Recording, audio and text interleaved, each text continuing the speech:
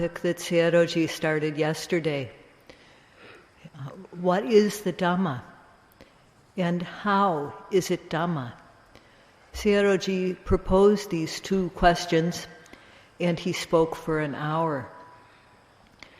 The Dhamma, the meaning of Dhamma is something which bears, carries. It elevates one so that one doesn't go down. It helps, protects, guards, improves one. And one who has that protection of the Dhamma never goes down, never falls down. The Dhamma is always uplifting one.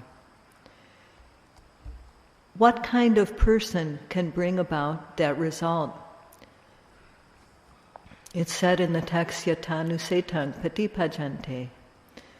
That means one who practices according to the instructions contained in the literature. One who practices according to the Dhamma. So, if one doesn't know what these instructions are, one can't practice. Therefore, one has to study what is the method of practice. We study it by listening or by discussion and reading. So by doing this type of study, we come to know what is the method of practice. And knowing the method, we then have to take time to do the practice. Studying the method is the beginning of bearing the Dhamma. We have to do this daily, and doing so, we are one who bears the Dhamma. To the extent that we practice, we get results, we get benefits, and this too is being one who bears the Dhamma. And we come to possess these benefits. So we practice until we gain benefit.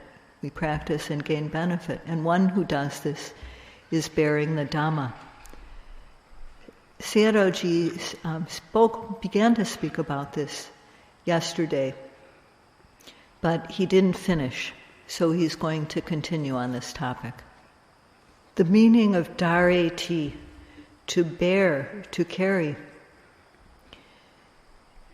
It carries one so that one doesn't fall down, so that one's life doesn't become low, so that one's human status does not become base, so that one becomes a true human being with a truly human mentality, and so that one develops knowledge, making one a special, superior human being. So the Dhamma bears one so as not to fall down. It keeps one from falling down. This is said in Pali, apatamane katva. Who is it that the Dhamma keeps from falling down?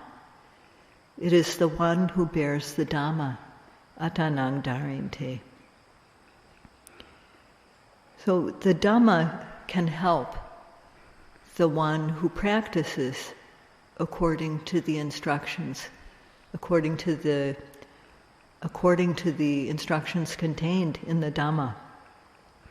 If one doesn't understand the Dhamma, or if one doesn't practice it, if one only studies, then the Dhamma can't help that person. No supreme being can make one's life high. So it stands to reason that if we want our lives to be better, to be high level, then we need to search for the true Dhamma. And when we find it, we need to practice it according to what we find. If we do, then the Dhamma that we gain through our practice will pull us up, will elevate us, will help us, protect us, guard us. And this is, in essence, it will make our life high level. And this is very clear. We can fall down to. It's a place of danger. One can at least understand that. So the texts describe this place, the dangerous place where beings are likely to fall down, as having two parts. One part is apaya, and the second part is vata dukkha. Apaya means a place that has no happiness. It is completely devoid of happiness. There's no human happiness in the apaya worlds. In apaya, one can't live like a human. In apaya, the beings do not have human mentality, and violence and transgressions are what happens. There's no human knowledge. So there's no type of peace that can be experienced in the apaya realms. There's no human happiness, no happiness of the deva realms, there's no happiness of nibbana. So the apaya realms are completely devoid of these types of happiness. And there are 4 worlds in apaya. One is the world of animals, tirichana, and the second is nirya. The animal world is what we see, the animals that we see. Nirya is a place of intense suffering. And third, there's the Peta world. The Petas are starving. They don't have enough food and they don't have enough water. They don't have enough clothing. So they suffer very much in their life. And the 4th realm is Asurakaya. Yeah, when one does good, one gets good result, and when one does bad things, one gets bad results.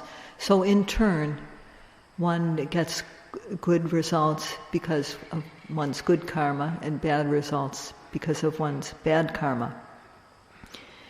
And the essence of these apaya realms is that they are a place that is free, completely devoid of human happiness, deva happiness, or the happiness of nibbana. And the Dhamma uplifts us so that we don't fall into such a place. And the second place that the Dhamma keeps us from falling down into is vata dukkha, the repeatedly being born, and in each lifetime aging, getting sick, and dying again. This is the suffering of existence. So the Dhamma keeps us from falling into these realms of suffering, and it causes us to gain a lot of happiness. And this is what is meant by the Dhamma bearing, the Dhamma bearer. Everyone who is alive wants to be happy. No one wants to go down. No one wants to decline. No one wants to suffer. All beings want happiness. It said, sabbe satta sukha kama dukkha patikula. That means that all beings want happiness. And all beings despise suffering. But happiness is not without a cause, and suffering is not without a cause. Happiness and suffering do not occur because of an order by a supreme being, ordering us to be happy or ordering us to suffer. What makes us happy and what makes us suffer is what we ourselves do. And when we do things or say things or think things that are clean and good, then we get good results. And when we do, speak, and plan things that are unwholesome, then we get bad results. It's just as when we eat good, suitable food that is good for us. When we do this, we are healthy. We improve our health, and because of that, we also feel well. We feel good. And the good food that we eat causes us to have a good body, good, strong, healthy body. And when we eat things that are unsuitable for us, they give us trouble. If we eat something that happens to contain poison, then we suffer immediately from that. So just as with our physical nourishment, there's things that suit us, things that are good for us, and things that don't suit us and are not good for us. So too, in terms of what our physical, verbal, and mental behavior, there are things that are good for us, that are suitable for us, and these things make us happy. There are things that are not good for us, that are unsuitable to do, speak, plan. And those things, if we do them, speak, or plan these things, then we suffer. So it is our very own acts that make us either happy or that make us suffer.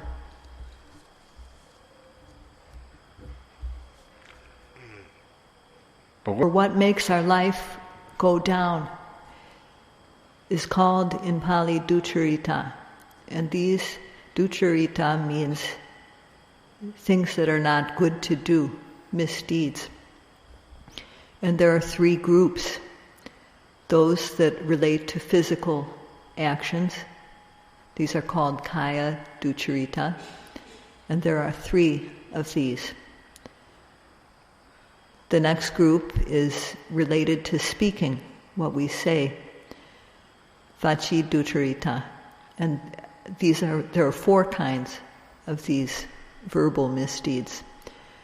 And then the third group is mental duccaritas, mano duccharita, and there are three kinds of these. So in all there's 10, and in terms of groups, there's three groups. Someone who doesn't avoid these misdeeds, even in this very lifetime, is no longer a human. It goes without saying that in future lifetimes they won't be human. Out of the 10 duccaritas, or misdeeds, there are 3 transgressions that are performed physically, 3 kaya duccaritas. And the first of these is taking life, killing, starting with very small things such as bugs, deliberately taking the life of another being. One knows that it is a being that is alive, and one has the intention to kill it. One actually tries to kill it, and the being dies. If those 4 factors are present, then this bears the karmic result of killing. And as a human being, we should avoid misdeeds with both shame and fear, moral shame and moral fear. Or, in other words, with the understanding that I wouldn't like to have that done to me. I don't want to be killed, so I won't do it to others. So one who just kills without any regard for human life is transgressing. And stealing, taking what doesn't belong to one, is the second form of physical transgression, taking things that aren't one's own. And third is harming others, raping, committing incest, committing any number of sexual misdeeds against people who one should not be involved with, such as children, such as other people's spouses. So these are the misdeeds that are committed by way of body.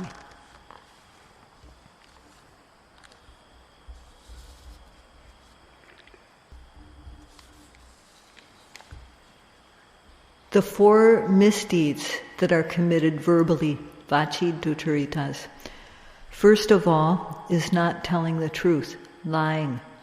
One either says that something is true when it's not, or says that something is true is not true. And in doing this, one has to have the intention to lie, to misrepresent. The second form of verbal misdeed is speaking in order to destroy other people's friendship, causing quarrels between two people who are friends, or two parties who are friends. Sometimes the word slander is used for this type of misdeed. And the third type of verbal misdeed is harsh speech, coarse speech. The fourth type is speech that is meaningless, worthless, unbeneficial. So these are all forms of verbal misdeeds, and one has to avoid these too.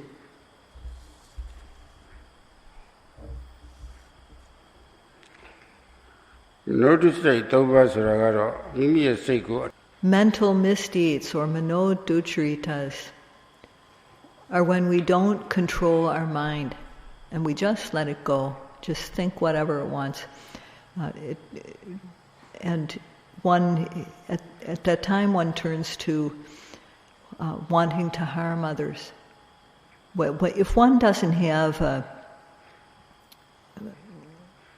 frank and open attitude towards people, then one tends to turn to hatred. And when there's hatred, dislike, then one can want to harm, to kill, to destroy others. So anger is the first form, and the second form is planning to harm or destroy others. And the third form of mental misdeed is wrong belief, such as, if I do good, it doesn't matter. If I do bad, it doesn't matter. Good deeds don't bring about good results. Bad deeds don't bring about bad results. This is a type of wrong view, and this is an example of the third type of mental misdeed. Are called transgressive kilesas. In Pali, this is called vitikama. And these are gross kilesas on a gross level, the ones that we put into action or into speech. The second level of kilesas are those that are boiling in our mind. The desire to kill or harm, the desire to steal, the desire to commit adultery, the desire to lie. These obsessive kilesas are called, in Pali, pariyotana kilesas. They rise up in our mind, but they don't actually come to the point of transgression. It's a matter of harming in the mind. And the third level of kilesas are those which have the potential to become obsessive. Or these are the latent or dormant kilesas. When the cause is there, they will arise. But until the causes are there, they lie dormant, and they're called anusya kilesas. So there are these three grades of kilesas: vitikama, paryotana, and anusya. Transgressive, the ones that are carried out physically and verbally. Obsessive, the ones that obsess in our minds. And then the seeds of kilesas which are not yet uprooted.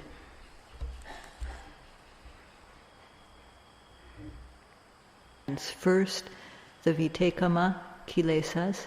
Second, paryotana kilesas. Third, anusya kilesas.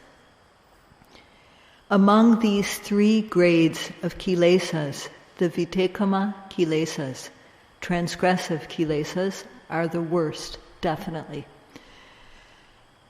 The Buddha said that we should avoid doing these things, control ourselves and avoid them. And this is called virati. An analogy for this is that sometimes in the world, in one place or another, a plague breaks out, an epidemic of something breaks out. And if we go to that region, we will catch that disease. We will catch the plague or the epidemic that is happening there. So we avoid going to that place. And this is an analogy for avoiding transgressive kilesas. These kilesas are very coarse, very gross and harmful. And the Buddha instructed us to avoid doing these misdeeds of body and speech. If we, a person should keep at minimum 5 precepts. So if we think about the 5 precepts, what is involved is refraining from killing, refraining from stealing, from committing adultery and other sexual misdeeds, refraining from lying, and refraining from taking drugs and intoxicants. So try keeping the 5 precepts and see for yourself, what is your behavior like when you keep the 5 precepts? One's behavior becomes free of fault, blameless, clean. These very gross, transgressive kilesas die down, and it's peaceful. One's behavior is lovable. So one who understands this and has moral shame and fear regarding misdeeds will avoid transgressive kilesas. And doing so, one becomes clean. One is clean oneself, and others are not harmed. Or some people control themselves because they understand that when I transgress against someone else, that person will suffer. I would suffer too if it happened to me. So out of consideration for others, one avoids transgressive acts, protecting others, and also achieving self-control. So if we do like this, we become free of the worst possible enemy, which is transgressive acts that we commit. The Buddha said to avoid these transgressions. Sorry, Mabideva Upya. Mabideva Upya. Mabideva Tibiro. Mapanai Lord Kanalipya. So when one avoids these misdeeds, in practice, we actually put into practice avoiding misdeeds, then our behavior physically and verbally is clean, pure, faultless. So one possesses the result of keeping Sila, of avoiding transgression. And this is how the Dhamma helps, guards, elevates the person who practices the Dhamma. The Dhamma has this capability.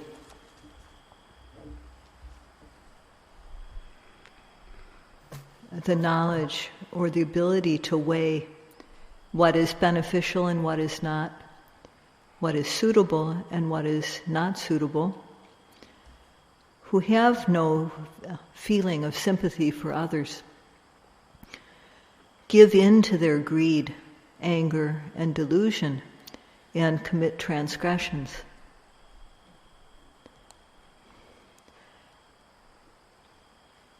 But when one has the ability to weigh whether something is beneficial or not to do, whether something is suitable or not, when one has a healthy shame and fear regarding transgressions, when one has sympathy for others, one will keep the 5 precepts. And when we do, when we keep the 5 precepts, we will be conquering the worst enemy that we can face. When we commit transgressive acts of greed, hatred, and delusion, these are like enemies. The word for this in Pali is vera, V-E-R-A. These are the worst enemy that we can face. They're called akusala vera or kilesa vera.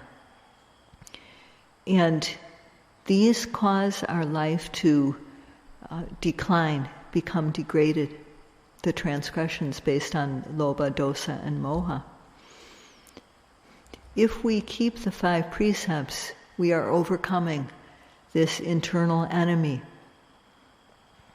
And by conquering our own internal enemy, the enemies outside of us also die down. So how beneficial this is. When enemies are quelled, then there's nothing to fear. One who has committed a lot of transgressions, when they look at the wrong things that they've done in life, they come to know that these things were wrong, and they regret having done these deeds. They're no longer satisfied with themselves. This is the danger of self-blame, atanuvada beya. And when we keep 5 precepts, we're free of this blame, because we don't transgress on a physical, verbal level. When we commit transgressive acts, not only do we blame ourselves, but also people around us will blame us, will criticize us. And this is called paranuvara beya.